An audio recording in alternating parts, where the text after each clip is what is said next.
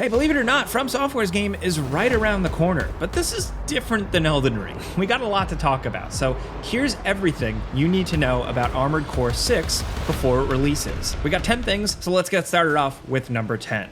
You should know right away, let's get this out of the way, the developers of this game, From Software, have been reiterating on a common formula for the past 10 years or so. They had a breakthrough hit with Dark Souls, and they've stuck to that gameplay system ever since. Then, of course, most recently, there's Elden Ring, and that formula is more popular than ever.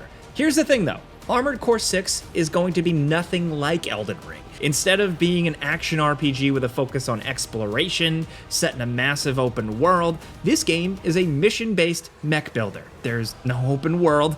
Instead, you use a mech called Armor Cores, or ACs in this game's universe, and complete various jobs for different corporations on this planet called Rubicon 3, where everyone's fighting over a mysterious resource called coral, which is basically spice from Dune, kind of, at least from everything we've read about the story so far.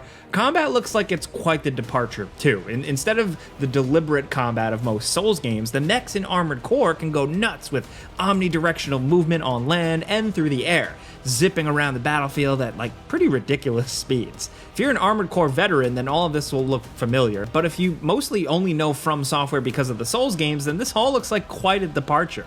This game could have just been another Souls game, but with mechs, but it's not. They're embracing the Armored Core name that they've had from the beginning and making a game that feels true to the old games. So set your expectations and don't boot this one up on launch day thinking that you're going to be playing a futuristic Elden Ring. That's not the case.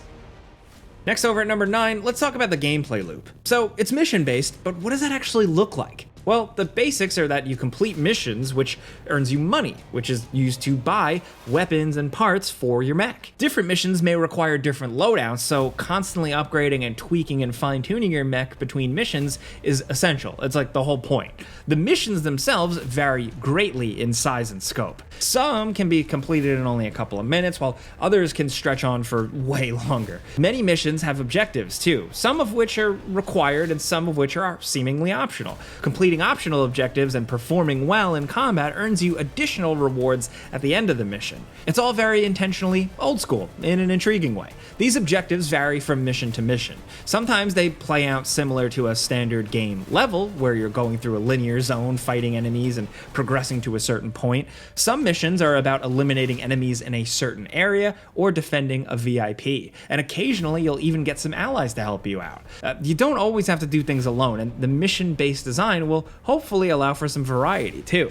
Trailers have already shown a lot of variety in the environments, at least. There's deserts, snowy mountains, like a forest, industrial wastelands. There's a lot of industrial wastelands, to be honest, but even then there's variety between areas that are extremely open and some that are more constrained. One interesting feature seen in the gameplay trailers are these catapults that launch your AC into the air, either to get a better view of the area or to reach higher up locations. Now, we know that right now we're skimming over probably the biggest component of the game, the mech customization, but we'll circle back to that in a bit. Now, next over at number 8, if there's one thing that has carried over from the developers' previous work, it's the game's emphasis on epic boss encounters. We've already seen a lot of them from the pre-release trailers and stuff, and some of them look pretty intense. What could have been just a bunch of standard mech-on-mech battles looks like so much more. Sure, there are going to be plenty of fights against rival mechs who mostly work the same way you do, but then there's stuff like this guy, with the crazy orbiting ring of rocket launchers, a giant furnace bot covered in spinning blades, a huge assault chopper, and even crazier things like this enormous walking centipede machine that was shown in the most recent gameplay trailer. This thing is gigantic in a way that would have been impossible to take on with the limited movement abilities of a Souls game. So from what we've seen, these fights really demonstrate just how fast and aggressive combat in Armored Core can really be. It's so much crazier than anything we've seen from the developer in the last decade, so this is exciting.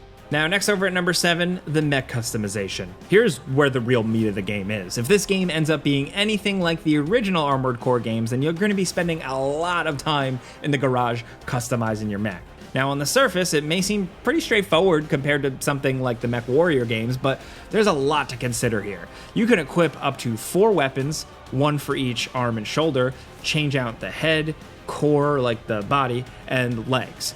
Weapons are split between long-range guns and short-range melee weapons, and there's a huge amount of variety here. There's also an impressive selection of legs from what we've seen. There are the standard 2-leg setups you'd expect to see split between a lot, but then there's also the 4 legs and even tank treads, which are heavier but are more stable and eliminate the need to take a stance to fire certain especially powerful guns.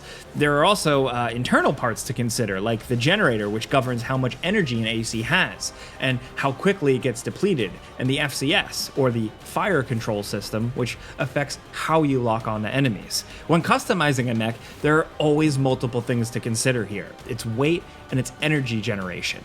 Putting on heavy parts and weapons makes you tougher and more damaging to enemies, but the trade-off is you'll be slower and more vulnerable. Make a super fast, nimble AC, but it's got armor like tissue paper, which isn't good unless you're like extremely skilled. So trying to find the happy middle is what the customization is all about. You customizing to how you play. And as you progress through the game, you can buy more expensive but more effective parts. So while there's no experience or real leveling system, you get access to more powerful mechs as the game goes along. And there's also this feature called OS tuning, which is another way that you get more powerful as the game progresses. But that's complex enough that it deserves its own bullet point. Take all that, then throw in an extensive decal and paint job system, and you can go really nuts on customization if you really want to with this game. I expect to see a lot of bizarre, weird gimmick builds in this game's future. You know, the level of customization that we've seen so far is extremely impressive, and we're excited to see what people really do with it. Now, next over at number 6, it's mission-based, but there's still going to be a lot of hidden stuff. Just because the game is going to be mission-based, it doesn't mean that there will be no exploration. It's been confirmed in interviews with the game's director that there will be mech parts hidden around the maps, which can be missed if you aren't actively searching for them. There are also going to be enemies off the beaten path, including some which could be described almost as optional bosses. How elaborate and actually interesting these encounters are, we can't say yet, but apparently beating them does contribute to your end of mission score and makes it so you earn greater rewards at the end of the mission. To find some of this stuff, the game actually gives you a scan function, which can be used to mark enemies and pinpoint hidden parts, among other things. In levels that appear as big as these, having some way to spot items from afar seems pretty essential, so we're glad the developers are adding something like that. Now, next over at number 5, one interesting feature we mentioned earlier that adds a major wrinkle to AC customization is the OS tuning, a feature that you apparently unlock a few hours into the game's campaign. And how it works is that by spending resources, you can unlock additional features for your mechs that can be turned on and off at will. Some of these abilities include like a quick turn, which depending on your mech might be pretty essential, manual aiming, which lets you completely deactivate the game's standard targeting system, a boost kick, and a weapon bay, which makes it so you can trade out your shoulder weapon slots for 2 extra arm slots that can be swapped between pressing shoulder buttons. These are major upgrades that sometimes have trade-offs, but are often sometimes just straight up improvements, and either way they add another fascinating layer to the customization of your specific mech. Now, while we're talking about OS tuning, this is a good time to mention the core expansions, which can also be activated and deactivated from this menu. These are special abilities that can alter the way your mech plays even more with abilities like pulse protection that creates a barrier that protects from enemy fire, or assault armor where you can generate an explosion that cancels out incoming fire and creates a kind of damaging shockwave. These abilities can seemingly dramatically shake up some gameplay, and while we've only seen about 4 or so of them from trailers and stuff, we bet the game's gonna have a lot more. Next over at number 4, in the old Armored Core games, the only way to target enemies was to get them in your targeting reticle, which was different depending on the kind of FCS, or fire control system, you had installed in your mech. Now, Armored Core 6 is different. It's still got the FCS stuff, which you can customize between long, medium, and short range, but there's also a new hard lock-on called Target Assist, which can be seen in the various bits of gameplay floating around. It pretty much works like a Souls game lock-on, like a traditional third-person lock-on, where the enemy is centered on the screen. Having a shooter with a lock-on is a very old-school decision. You know, you almost never have that anymore, but in this game, it actually makes sense. Old-school fans may complain about a kind of easy mode lock-on, but the game actually does have a trade-off when you're using Target Assist. Your weapons actually become less accurate when locked on, so against particularly fast enemies, it can actually be a bit more of a liability than a help.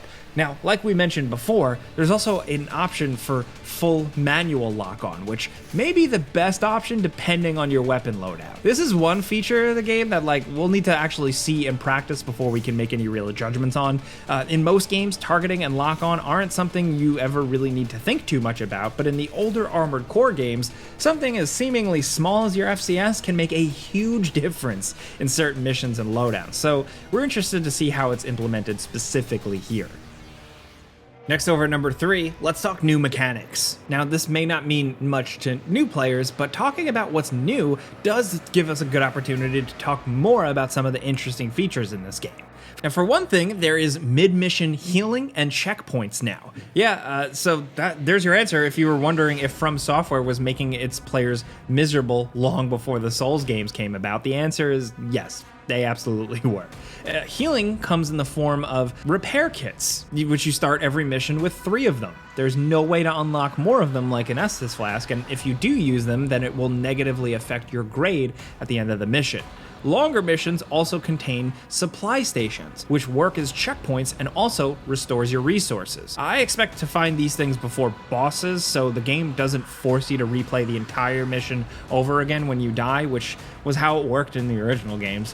One Sekiro almost like feature is the new stagger meter, which when filled up during a boss fight will leave the boss vulnerable to direct hit damage for a few seconds before recovering. Considering the director of this game is Masaru Yamamura, the same guy who led Sekiro, I guess we shouldn't be surprised. It doesn't look like it's nearly as powerful as in Sekiro. You can just kind of finish an enemy off outright if they get staggered, but it seems still highly damaging if you take advantage of it. Depending on the weapons you're using, they'll be more or less effective at staggering enemies, so light machine guns won't affect the stagger meter the same as, say, a big heavy weapon. It's just one more variable to consider when building out your whole mech, and we're excited to see what kind of weird variations people will come up with.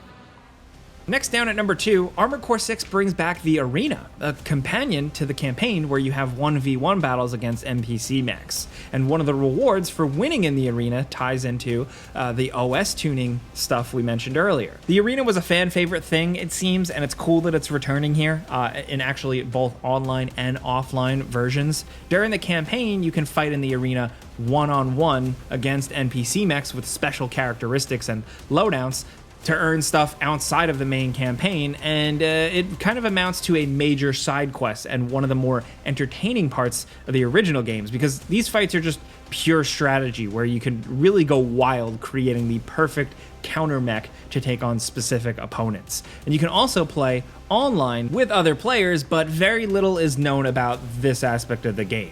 What the menu will look like, who will be able to play together, and what game modes there are. It's mostly still, at this point, a big question mark. All we can say is that yes, there is some sort of multiplayer, and being able to probably share mech designs and decals and stuff will be cool as well. Now down to number 1, like we said, From Software's return to crazy mech combat is just around the corner. It's releasing August 25th for PlayStation 4 and 5, Xbox One, and Xbox Series X and S, and for the first time in the series, it's actually getting a PC release, which is pretty big. There's the usual selection of special editions and day one editions, but there's nothing here that really stands out to us. You know, no 3-day early access period or anything like that here. One welcome feature is that while the game is coming to next-gen consoles as well as last-gen, it's not charging next-gen prices. It's a flat $60 in the US across the board, not $70, which is something that you don't see very often for major game releases like this anymore. But that's everything you pretty much need to know about Armored Core 6 if you're jumping in, not knowing too much. Hopefully we got you guys caught up on all this stuff, so let us know in the comments what you think about Armored Core as a series, and specifically your expectations for 6. Are you a longtime fan? Are you a newcomer? There's going to be a lot of them this time, so whoever you are, let's talk down there. If this video helped you out and you like talking games with us every day, clicking the like button helps us. Thank you. But as always, thanks for watching, and we'll see you guys next time.